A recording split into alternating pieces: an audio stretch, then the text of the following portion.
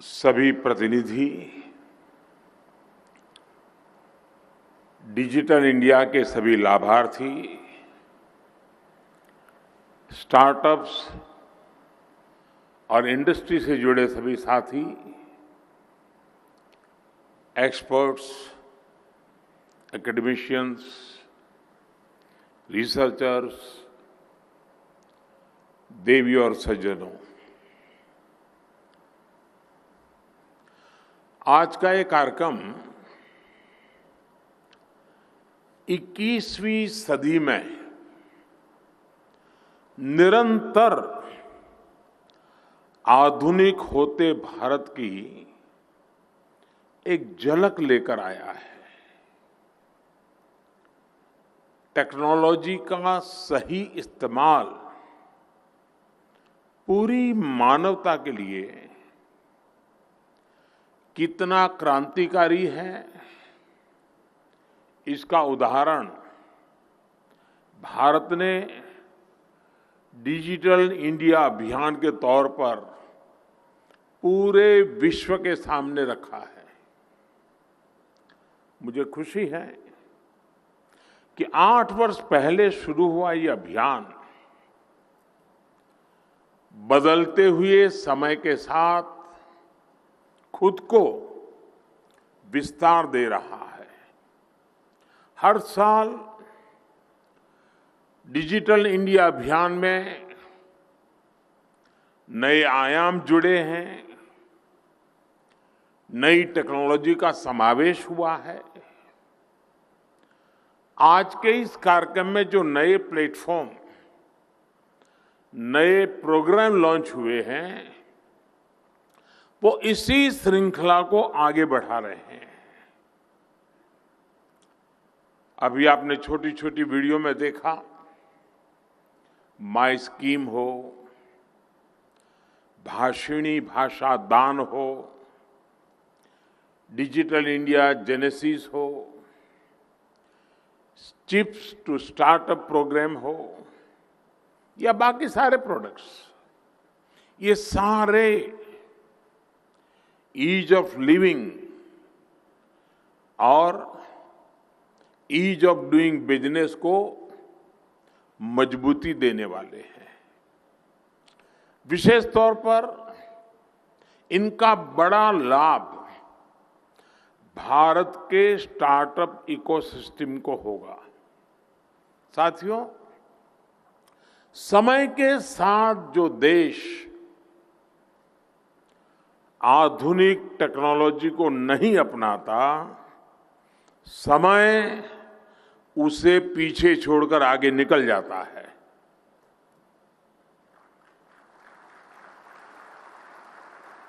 और वो वहीं का वहीं रह जाता है।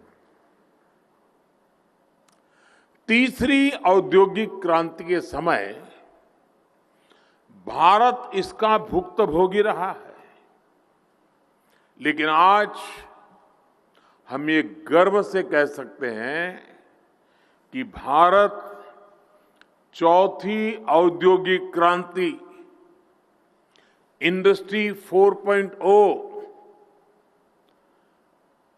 आज भारत गर्व से कह सकता है कि हिंदुस्तान दुनिया को दिशा दे रहा है। और मुझे इस बात की दोहरी खुशी है कि गुजरात ने इसमें भी एक तरह से पथ प्रदर्शक की भूमिका निभाई है।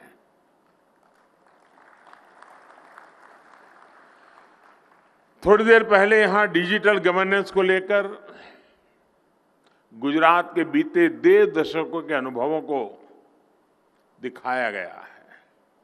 गुजरात देश का पहला राज्य था जहां Gujarat state data centre GSDC, Gujarat state wide area network GSWAN, ई-ग्राम सेंटर्स और ATVT जन सेवा केंद्र जैसे पिलर्स खड़े किए गए।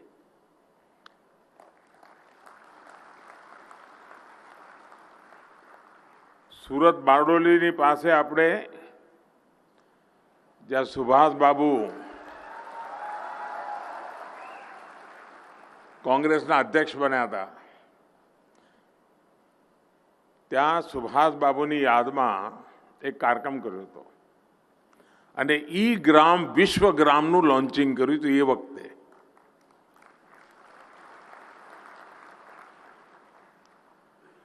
गुजरात के अनुभवों ने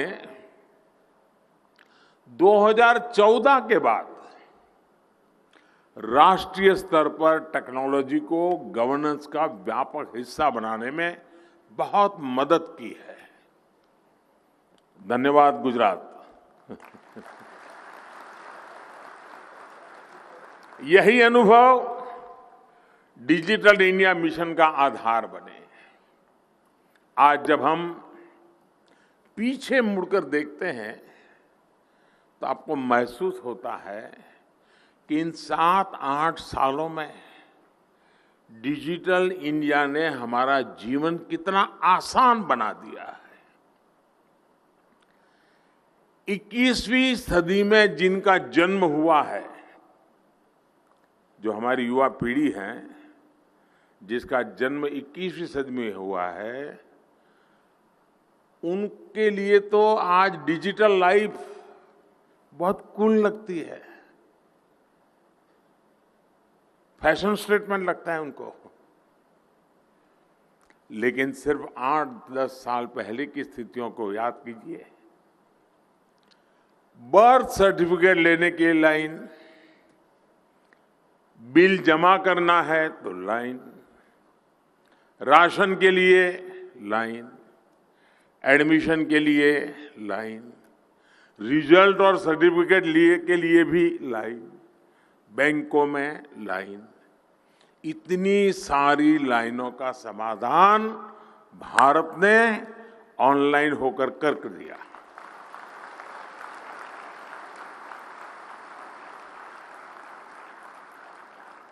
आज जन्म प्रमाण पत्र से लेकर सीनियर सिटीजन, वरिष्ठ नागरिक की पहचान देने वाले जीवन प्रमाण पत्र तक सरकार की अधिकतर सेवाएं डिजिटल है.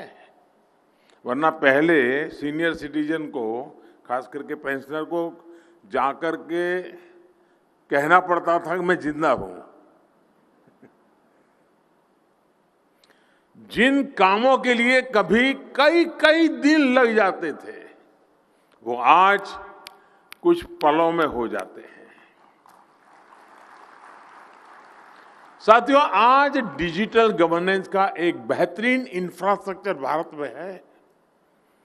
जनधन, मोबाइल और आधार, JAM, ये इसकी जो त्रिशक्ति का देश के गरीब और मिडिल क्लास को सबसे अधिक लाभ हुआ है. इससे जो सुविधा मिली है और जो पारदर्शिता आई है, उससे देश के करोड़ों परिवारों का पैसा बच रहा है. 8 साल पहले इंटरनेट डेटा के लिए जितना पैसा खर्च करना पड़ता था, उससे कई गुना कम, यानी एक प्रकार से नगण्य, उस कीमत में आज उससे भी बेहतर डेटा सुविधा मिल रही है. पहले बिल भरने के लिए, कहीं एप्लीकेशन देने के लिए, रिजर्वेशन के लिए, बैंक से जुड़े काम हो, ऐसी हर सेवा के लिए दफ्तरों के चक्कर लगाने पड़ते थे. रेलवे का आरक्षण करवाना और गांव में रहता हो तो बेचारा है पूरा दिन खपा करके शहर में आता था. 100-150 रुपया बस का किराया खर्चा करता था और फिर लाइन में लगता था रेलवे आरक्षण के लिए. आज वो कॉमन सर्विस सेंटर पे जाता है और वहीं से उसको ये मेरी कॉमन सर्विस सेंटर वाली फोन दिखती है और वहीं से उसका काम हो जाता है, गांव में ही हो जाता है, और गांव वालों को भी पता है कि हाँ ये व्यवस्था है। इसमें भी किराए, भाड़े, आना जाना, दिन लगाना, सभी खर्चों में कटौती आई है। गरीब, मेहनत मजदूरी करने वालों के लिए तो ये बचत और भी बड़ी है, क्योंकि उनका पूरा दिन बच जाता है। और कभी कभी हम सुनते थे ना, टाइम इज मनी। सुनने और कहने में तो अच्छा लगता है, लेकिन जब उसका अनुभव सुनते हैं तो दिल को छू जाता है। मैं अभी काशी गया था, तो काशी में रात को, दिन में तो इधर उधर जाता हूं तो ट्रैफिक और लोगों को परेशानी, तो फिर मैं रात को 1-1:30 बजे रेलवे प्लेटफॉर्म पर चला गया देखने के लिए वे कहाँ क्या हाल है, क्यों वहां का एमपी हूं तो काम तो करना है।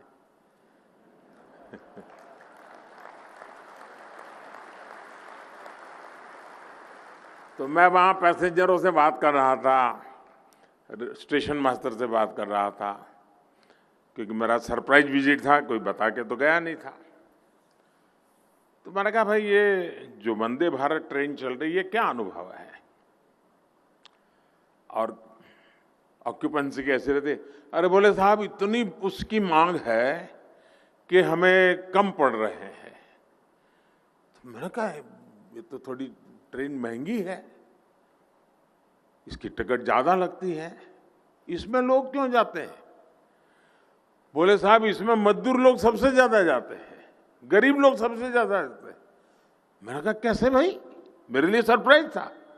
बोले वो 2 कारण बताते हैं। एक, बोले वंदे भारत ट्रेन में स्पेस इतनी है कि सामान उठा के लेके जाते हैं तो रखने की जगह मिल जाती है। गरीब का अपना एक हिसाब है। और दूसरा, समय जाने में 6-8 घंटे बढ़ जाता है, तो वहां तुरंत काम पे लग जाता हूं, तो 6-8 घंटे में जो कमाई होती है टिकट तो उससे भी कम में लग जाती है। टाइम इज मनी कैसे गरीब हिसाब लगाता है, बहुत पढ़े लिखे लोगों को इसकी समझ बहुत कम होती है।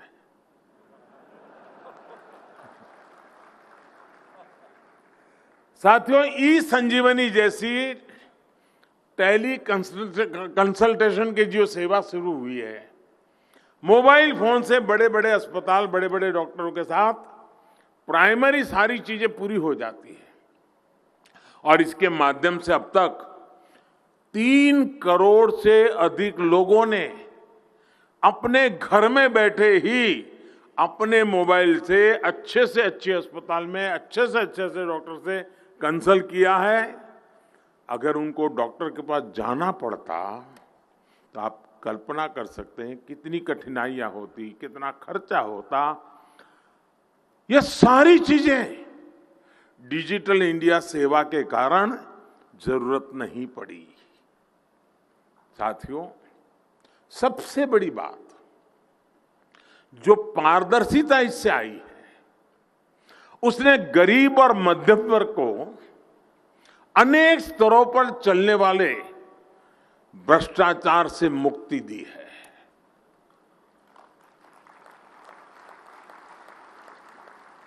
हमने वो समय देखा है जब बिना घूस दिए कोई भी सुविधा लेना मुश्किल था। डिजिटल इंडिया ने सामान्य परिवार का ये पैसा भी बचाया है। डिजिटल इंडिया बिचौलियों के नेटवर्क को भी समाप्त कर रहा है। અને મને તો યાદ છે એકવાર વિધાનસભામાં ચર્ચા થયેલી, અને આજે ચર્ચાને યાદ કરું તો મને આશ્ચર્ય થાય કે આવી બધી વાત વિધાનસભામાં થતી હતી. કેટલાક પત્રકારો જઈને શોધશે, હવે શોધી કાઢશે બધું. વિષય એવો હતો કે જે વિધવા પેન્શન મળે છે, તો એ વખતે મેં કહ્યું કે આપણે એક કામ કરો ભાઈ, પોસ્ટ ઓફિસમાં ખાતા ખોલાવી દો અને ત્યાં એમનો ફોટો હોય અને આ બધી વ્યવસ્થા હોય, અને પોસ્ટ ઓફિસમાં જઈને એ જે વિધવા બહેન હોય એને પેન્શન મળી જાય. હોબાળો મચી ગયો, તોફાન મચી ગયો. મોદી સાહેબ તમે શું લાયા છો? વિધવા બહેન ઘરની બહાર નીકળે કેવી રીતે? એ બેંકમાં જાય, પોસ્ટ ઓફિસમાં જાય કેવી રીતે? એને પૈસા લે કેવી રીતે? બધું જાત જાતનું ભાષણ તમે વાંચો તો બધી મજા આવે એવું બધું બોલ્યા છે. મેં કોઈ ભાઈ મારે તો આ રસ્તે જવું છે, હવે તમે મદદ કરો તો સારું. ના કરી મદદ, પણ આપણે ગયા, કારણ જનતાએ મદદ કરી છે ને.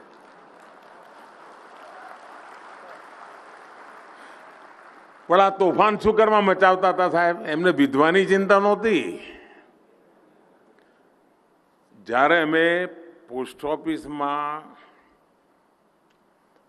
ફોટો, પહેચાન આ બધી વ્યવસ્થા ઊભી કરી ત્યારે તો આ ડિજિટલની દુનિયા એટલી બધી પહોંચી નહોતી. તમને આશ્ચર્ય થશે, સેંકડો વિધવા એવી મળી કે જે દીકરીનો જન્મ જ નહોતો થયો ને વિધવા થઈ ગઈ હતી ને પેન્શન જતું હતું. હવે આ કોના ખાતામાં જતું હશે તમને ખબર પડી હશે. એટલે કાગા રોડ થાય કે ના થાય? આવા બધા બૂચબંધ કરી દઈએ એટલે તકલીફ તો પડે ને ભાઈ.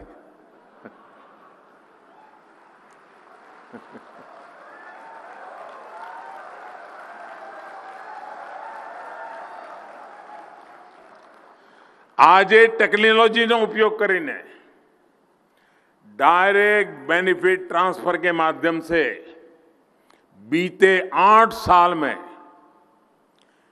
23 लाख करोड़ रुपए से अधिक सीधे लाभार्थियों के बैंक खाते में भेजे गए हैं. इस टेक्नोलॉजी की वजह से देश के 2,23,000 करोड़ रुपए यानी करीब करीब 2.25 लाख करोड़ रुपए जो किसी और के हाथ में, गलत हाथ में जाते थे, वो बच गए हैं दोस्तों. साथियों, डिजिटल इंडिया अभियान ने जो एक बहुत बड़ा काम किया है वो है शहर और गांव के बीच की खाई को कम करना. हमें याद होगा शहर में तो फिर भी कुछ सुविधा थी, गांवों के लोगों के लिए तो हालत और भी मुश्किल भरे थे. गांव और शहर की खाई भरेगी इसकी भी कोई कल्पना भी नहीं कर सकता था. गांव में छोटी से छोटी सुविधा के लिए भी आपको ब्लॉक, तहसील, जिला हेडक्वार्टर के दफ्तरों के चक्कर लगाने पड़ते थे. ऐसी सारी मुश्किलों को भी डिजिटल इंडिया अभियान ने आसान बनाया है और सरकार को नागरिक के द्वार पर, उसके गांव, घर और उसकी हथेली में फोन पर लाकर खड़ा कर दिया है.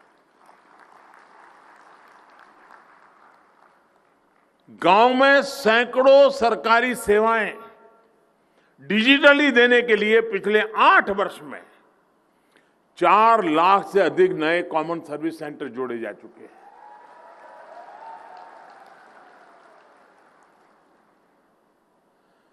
आज गांव के लोग इन केंद्रों से डिजिटल इंडिया का लाभ ले रहे हैं. मैं पिछले दिनों ત્યાં દાહોદ આવ્યો હતો, તો દાહોદમાં બધા મારા આદિવાસી ભાઈ બહેનોને મળવાનું થયું. તો એમાં એક દિવ્યાંગ કપલ હતું, 30-32 વર્ષની ઉંમર હશે. એણે મુદ્રા યોજનામાંથી પૈસા લીધા, કોમ્પ્યુટરનું થોડું બધું શીખ્યા અને પતિ પત્નીએ કોમન સર્વિસ સેન્ટર શરૂ કર્યું દાહોદના આદિવાસી જિલ્લાના એક નાના ગામડામાં. એ ભાઈ અને એમના પત્ની મને મળ્યા. એ મને કે સાહેબ મારી એવરેજ 28,000 રૂપિયાની આવક છે. ગામડામાં લોકો હવે મારે ત્યાં જ સેવા લે છે. ડિજિટલ ઇન્ડિયાની તાકાત જુઓ ભાઈ.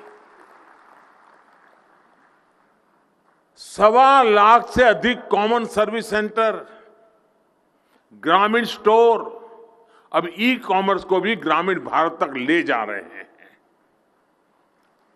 એક બીજો અનુભવ વ્યવસ્થાઓનો કેવી રીતે લાભ લેવાય. મને યાદ છે જ્યારે હું અહીંયા ગુજરાતમાં હતો તો ખેડૂતોને વીજળી બિલ ભરવા માટે તકલીફ પડતી હતી. એના પૈસા લેવાની જગ્યાઓ 800 કે 900 હતી. મોડો પડે એટલે નિયમ પ્રમાણે વીજળી કનેક્શન કપાઈ જાય ફરી કનેક્શન લેવું એટલે બીજું પાછું પેમેન્ટ કરવું પડે. આપણે ભારત સરકારને એ વખતે વિનંતી કરી, અટલજીની સરકાર હતી, અટલજીને મેં વિનંતી કરી કે સાહેબ આ પોસ્ટ ઓફિસમાં લેવાનું મને ચાલુ કરી આપો ને, વીજળીનું બિલ અમારા ખેડૂતનું પોસ્ટ ઓફિસવાળા લે એટલું કરી આપો. અટલજી મારી વાત માની અને ગુજરાતમાં ખેડૂતોને વીજળીની તકલીફમાંથી મુક્તિ મળી ગઈ હતી. વ્યવસ્થાઓ ઉપયોગ કેમ કરાય એવો હમણાં એક પ્રયોગ મેં દિલ્હીમાં ગયા પછી કર્યો. આદત તો જાય નહીં કારણ કે આપણે અમદાવાદી સિંગલ ફેર ડબલ જર્ની વાળો ટેવ પડેલી એટલે આપણે રેલવેની પોતાનું વાઈફાઈ બહુ સ્ટ્રોંગ નેટવર્ક છે. એટલે એ વખતે અમારા રેલવેના મિત્રોને કહ્યું, આ 2019ની ચૂંટણી પહેલાની વાત છે, મેં એમને કહ્યું કે ભાઈ રેલવેના જે પ્લેટફોર્મ છે એના પર વાઈફાઈ મફત કરી દો અને આજુબાજુના ગામડાના બાળકોને ત્યાં આવીને ભણવું હોય તો આવે, એને વાઈફાઈ મફત મળે, એને કનેક્ટિવિટી મળી જાય, અને જે વાંચવું હોય ભણવું હોય ભણે. તમને આશ્ચર્ય થશે, હું એકવાર વર્ચ્યુઅલી કેટલાક વિદ્યાર્થીઓ સાથે વાત કરતો હતો. અનેક લોકો કોમ્પિટિટિવ એક્ઝામની તૈયારી રેલવે પ્લેટફોર્મ પર મફત વાઈફાઈથી કરતા હતા અને પાસ થતા હતા. કોચિંગ ક્લાસમાં જવાનું નહીં, ખર્ચા કરવાના નહીં, ઘર છોડવાનું નહીં, હાથ પડે બાના હાથનો રોટલો ખાવા મળે અને ભણવાનું. રેલવેના પ્લેટફોર્મ પરનો ઉપયોગ, ડિજિટલ ઇન્ડિયાની તાકાત જુઓ દોસ્તો. पीएम स्वामित्व योजना, शायद शहर के बहुत कम लोगों का इस पर ध्यान गया है. पहली बार शहरों की तरह गांव के घरों का मैपिंग और डिजिटल लीगल डॉक्यूमेंट ग्रामीणों को देने का काम चल रहा है. ड्रोन गांव के अंदर जाकर के हर घर का ऊपर से मैपिंग करता है, मैप बनाता है, वो कन्विंस होता है, उसको सर्टिफिकेट मिलता है. अब उसके कोर्ट कचहरी के सारे झंझट बंद. ये है डिजिटल इंडिया की ताकत. डिजिटल इंडिया अभियान ने देश में बड़ी संख्या में रोजगार और स्वरोजगार के अवसर भी बनाए हैं. साथियों, डिजिटल इंडिया का एक बहुत ही संवेदनशील पहलू भी है. उसकी उतनी चर्चा शायद बहुत ज्यादा होती नहीं है. डिजिटल इंडिया ने खोए हुए अनेक बच्चों को कैसे अपने परिवार तक वापस पहुंचाया, ये जानकर के आपके हृदय को छू जाएगा दोस्तों. अभी मैं और मेरा तो आपसे आग्रह है, जो यहाँ डिजिटल का एग्जीबिशन लगाया आप जरूर देखिए. आप तो देखिए, अपने बच्चों को लेकर के दोबारा आइए. कैसे दुनिया बदल रही है वहां जाकर के देखोगे तो पता चलेगा. मुझे वहां अभी एक बिटिया से मिलना हुआ. वो बेटी 6 साल की थी तो अपने परिवार से बिछुड़ गई. रेलवे प्लेटफॉर्म पर मां का हाथ छूट गया, वो किसी और ट्रेन में बैठ गई. माता पिता के बारे में उसे कुछ पता नहीं, न गाँव का कुछ पता, न कुछ बता पा रही थी. कभी इस संस्था में कभी उस संस्था में अपना जीवन बिताती थी. अभी मुझे अभी यह मिलना हुआ है, उत्तर प्रदेश की है बेटी. उसके परिवार ने खोजने की कोशिश की, पुलिस में भी सब चीजें दर्ज करवाई, लेकिन कुछ रास्ता निकला नहीं. अब उसको आधार के डेटा के साथ उसको मदद मिल गई. जिस संस्था में गई वहां आधार वाले पहुंचे थे, आधार कार्ड नहीं तो उसका तो आधार कार्ड निकला हुआ था. तो उसके कारण पता चला वो किस गांव की है, कहां की है, उसको खोज निकाला और 14 साल की उम्र हुई, उसके माँ बाप को, उसकी माता जीवित थी, उसको माँ को बंद कर दिया। और आज मुझे वो बेटी मिली, बोले मैं अपने परिवार में रह रही हूँ, मेरी माँ के पास, मेरे मामा के पास रहती हूँ। उस बच्ची का आधार बायोमेट्रिक जब दिया गया, डिजिटल टेक्नोलॉजी की व्यवस्था की ताकत थी कि आज वो बच्ची अपने परिवार के साथ अपनी जिंदगी जी रही है, अपने सपनों को साकार करने के लिए अपने गांव में कोशिश कर रही है। आपको भी जानकर के अच्छा लगेगा और मेरी जानकारी है, ऐसे अनेक स्थानों से 500 से अधिक बच्चे इस टेक्नोलॉजी की मदद से अपने मां बाप तक वापस पहुंचे हैं। साथियों, बीते 8 वर्षों में डिजिटल इंडिया ने देश में जो सामर्थ्य पैदा किया, उसने कोरोना वैश्विक महामारी से मुकाबला करने में भारत की बहुत मदद की है। आप कल्पना कर सकते हैं कि अगर डिजिटल इंडिया अभियान नहीं होता तो 100 साल में आई ये सबसे बड़े संकट के समय देश में हम क्या कर पाते हैं। हमने देश की करोड़ों महिलाओं, किसानों, मजदूरों, उनके बैंक अकाउंट में एक क्लिक करके हजारों करोड़ रुपए उनके यहां पहुंचा दिए, उनको जीने की कोई तकलीफ नहीं हो। One nation one ration card की मदद से हमने 80 करोड़ से अधिक देशवासियों को मुफ्त राशन सुनिश्चित किया। ये टेक्नोलॉजी की कमाल है।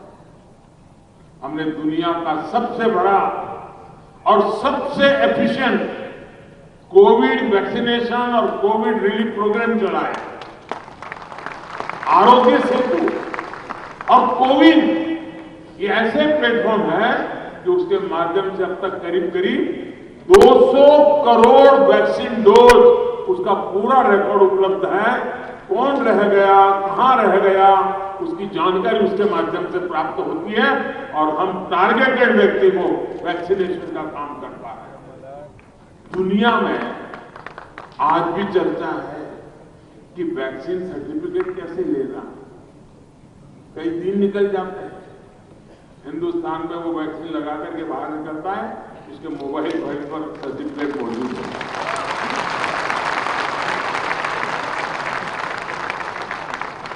दुनिया कोविन के द्वारा वैक्सीनेशन का डिटेल सर्टिफिकेट की जानकारी की चर्चा कर रहा है। हिंदुस्तान में कुछ लोग, उनका कांटा इसी बात पर अटक गया, इस पर मोदी की फोटो बड़ा खास उनका दुकान वही अटक गया। साथियों, भारत का डिजिटल फिनटेक सॉल्यूशन और आज युग फिनटेक का है, इसके विषय में भी मैं कहूंगा। कभी पार्लियामेंट के अंदर एक बार चर्चा हुई है, वो सुन देख लेना, जिसमें देश के भूतपूर्व वित्त मंत्री जी भाषण कर रहे हैं कि लोगों के पास मोबाइल फोन नहीं है, लोग डिजिटल कैसे करेंगे, पता नहीं क्या क्या वो बोले हैं।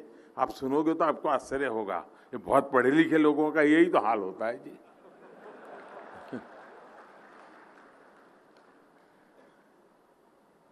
फिनटेक, यूपीआई यानी यूनिफाइड पेमेंट इंटरफेस, आज पूरी दुनिया इसको आकर्षित हो रही है।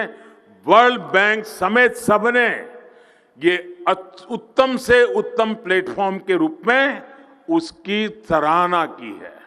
और मैं आपसे कहूंगा कि यहाँ एक प्रदर्शनी में एक पूरा फिनटेक डिवीजन है। ये कैसे काम करते हैं उसका आपको वहां देखने को मिलेगा। किस प्रकार से मोबाइल फोन पर पेमेंट होते हैं, कैसे पैसे आते हैं जाते हैं, सारा वैसे आपको यहां देखने को मिलेगा।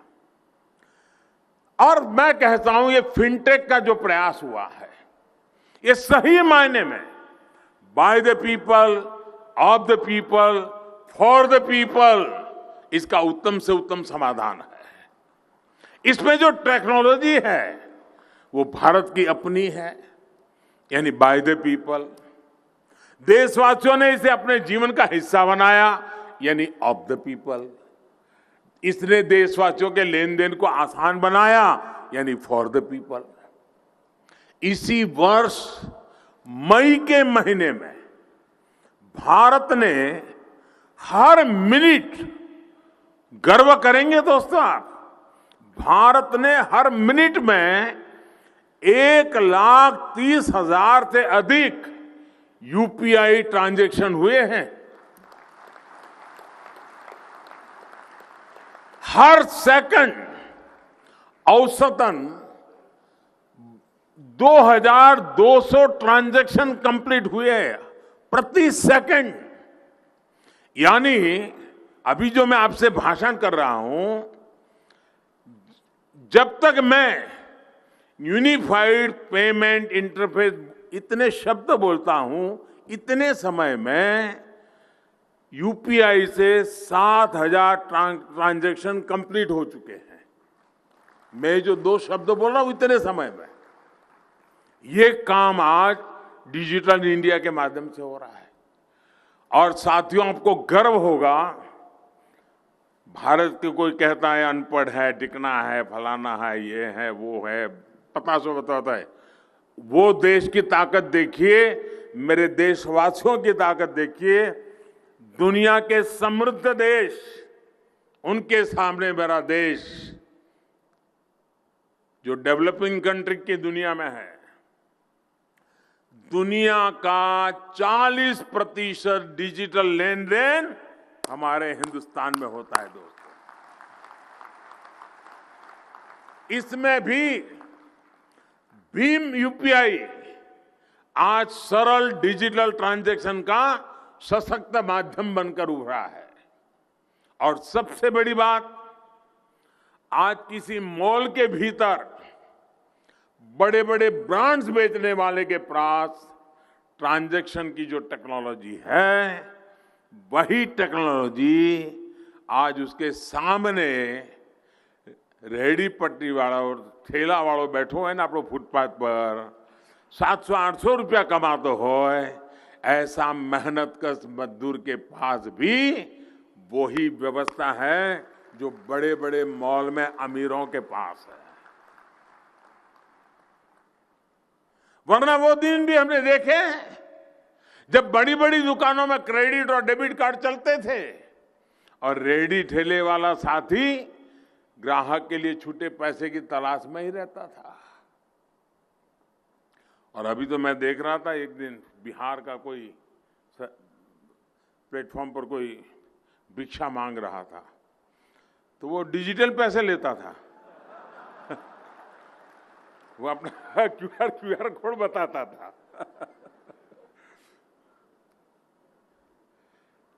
अब देखिए भाई, दोनों हर एक के पास, अमीर हो या गरीब हो, गांव का हो या शहर हो, हर एक के पास समान शक्ति है। यही डिजिटल इंडिया की ताकत है। इसलिए आज दुनिया के विकसित देश हो या फिर वो देश जो इस प्रकार की टेक्नोलॉजी में इन्वेस्टमेंट नहीं कर सकते, उनके लिए यूपीआई जैसे भारत के डिजिटल प्रोडक्ट आज आकर्षण का केंद्र है। हमारे डिजिटल सॉल्यूशंस में स्केल भी है, ये सिक्योर भी है और डेमोक्रेटिक वैल्यूज भी है। हमारा ये जो गिफ्ट सिटी का काम है ना, मेरे शब्द लिख के रखिए दोस्तों, और मेरा 2005 या 6 का भाषण है वो भी सुन लीजिए। उस समय जो मैंने कहा था कि गिफ्ट सिटी में क्या क्या होने वाला है, आज वो धरती पर उतर होता हुआ दिखाई दे रहा है। और आने वाले दिनों में फिनटेक की दुनिया में, डेटा सिक्योरिटी के विषय में, फाइनेंस की दुनिया में गिफ्ट सिटी एक बहुत बड़ी ताकत बनकर के उभर रहा है। ये सिर्फ गुजरात नहीं, पूरे हिंदुस्तान की आन बान शान बन रहा है जी। साथियों, डिजिटल इंडिया भविष्य में भी भारत की नई अर्थव्यवस्था का ठोस आधार बने, इंडस्ट्री 4.0 में भारत को अग्रणी रखें, इसके लिए भी आज अनेक प्रकार के इनिशिएटिव लिए जा रहे हैं, प्रयास किए जा रहे हैं। आज AI, blockchain, AR, VR, 3D printing, drones, robotics, green energy, ऐसे अनेक न्यू एज इंडस्ट्रीज के लिए 100 से अधिक स्किल डेवलपमेंट के कोर्सेज चलाए जा रहे हैं देश भर में। हमारा प्रयास है कि विभिन्न संस्थाओं के साथ मिलकर आने वाले 4-5 सालों में 14-15 लाख युवाओं को फ्यूचर स्किल्स के लिए रीस्किल और अपस्किल किया जाए, उस दिशा में हमारा प्रयास है। इंडस्ट्री 4.0 के लिए जरूरी स्किल्स तैयार करने के लिए आज स्कूल के स्तर पर भी फोकस है। करीब 10,000 अटल टिंकरिंग लैब्स में आज 75 लाख से अधिक छात्र छात्राएं इनोवेटिव आइडियाज पर काम कर रहे हैं, आधुनिक टेक्नोलॉजी से रूबरू हो रहे हैं। अभी मैं यहां प्रदर्शनी देखने गया था, मेरे मन को इतना आनंद हुआ कि दूर सुदूर कोई ओडिशा की बेटी है, कोई त्रिपुरा की बेटी है, कोई उत्तर प्रदेश के कोई इंटीरियर गांव की बेटी है, वो अपनी प्रोडक्ट लेकर के आई है। 15 साल, 16 साल, 18 साल की बच्चियां दुनिया की समस्याओं का समाधान लेकर के आई हैं। आप जब उन बच्चियों से बात करोगे तो आपको लगेगा ये मेरे देश की ताकत है। दोस्तों, अटल टिंकरिंग लैब के कारण स्कूल के अंदर ये जो वातावरण बना है, उसी का ये नतीजा है कि बच्चे बड़ी बात लेकर के, बड़ी समस्याओं के समाधान लेकर के आते हैं। एक प्रथमेश करके बच्चा मुझे मिला, वो देख नहीं पाता है, आयु बहुत छोटी है, 11 साल का होगा। मैंने उसको अपना परिचय पूछा, वो कहता है मैं तो ब्रांड एम्बेसडर हूं। यानी डिजिटल इंडिया के क्षेत्र में हम जो इक्विपमेंट को लेकर के काम कर रहे हैं, मैं उसका ब्रांड एम्बेसडर हूं। इतने कॉन्फिडेंस से वो बात कर रहा था। यानी ये सामर्थ्य जब देखते हैं तो विश्वास और मजबूत हो जाता है। ये देश सपने साकार करके रहेगा, संकल्प पूरे करके रहेगा। साथियों, नई राष्ट्रीय शिक्षा नीति भी टेक्नोलॉजी के लिए जरूरी माइंडसेट तैयार करने में महत्वपूर्ण भूमिका निभाने वाली है। अटल इंक्यूबेशन सेंटर्स का एक बहुत बड़ा नेटवर्क देश में तैयार किया जा रहा है। इसी प्रकार पीएम ग्रामीण डिजिटल साक्षरता अभियान यानी पीएम दिशा देश में डिजिटल सशक्तिकरण को प्रोत्साहित करने का एक अभियान चला रहा है। अभी तक इसके 40,000 से अधिक सेंटर देश भर में बन चुके हैं और 5 करोड़ से अधिक लोगों को ट्रेनिंग दी जा चुकी है। साथियों, डिजिटल स्किल्स और डिजिटल इंफ्रास्ट्रक्चर के साथ साथ टेक्नोलॉजी के सेक्टर में युवाओं को ज्यादा से ज्यादा अवसर देने के लिए अनेक विविध दिशाओं में रिफॉर्म्स किए जा रहे हैं। स्पेस हो, मैपिंग हो, ड्रोन हो, गेमिंग और एनिमेशन हो, ऐसे अनेक सेक्टर जो फ्यूचर डिजिटल टेक को विस्तार देने वाले हैं, उनको इनोवेशन के लिए खोल दिया गया है। इनस्पेस, अब इनस्पेस का हेडक्वार्टर अहमदाबाद में बना है। इनस्पेस और नई ड्रोन पॉलिसी जैसे प्रावधान आने वाले वर्षों में भारत के टेक पोटेंशियल को इस दशक में नई ऊर्जा देंगे। मैं जब यहां इन स्पेस के हेडक्वार्टर के उद्घाटन के लिए आया था पिछले महीने। तो कुछ बच्चों से मेरी बातचीत हुई, स्कूल के बच्चे थे। वे सैटेलाइट छोड़ने की तैयारी कर रहे हैं, अंतरिक्ष में सैटेलाइट छोड़ने की तैयारी कर रहे हैं। तो मुझे वहां बताया गया कि हम आजादी के अमृत महोत्सव के निमित्त स्कूल के बच्चों द्वारा बनाए 75 सैटेलाइट आसमान में छोड़ने वाले, अंतरिक्ष में छोड़ने वाले हैं। ये मेरे देश की स्कूल की शिक्षा में हो रहा है। दोस्तों, साथियों, आज भारत अगले 3-4 साल में इलेक्ट्रॉनिक मैन्युफैक्चरिंग को $300 बिलियन से भी ऊपर ले जाने के लक्ष्य पर काम कर रहा है।